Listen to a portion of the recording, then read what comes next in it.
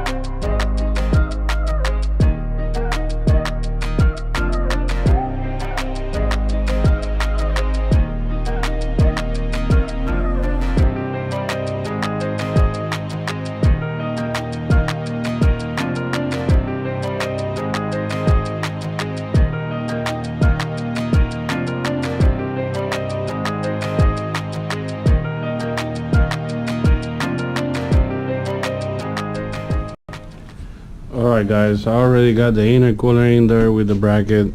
I got the radiator with his bracket and everything feels solid. So everything is in position and it looks pretty nice. That's pretty much how the setup gonna look. Radiator and intercooler.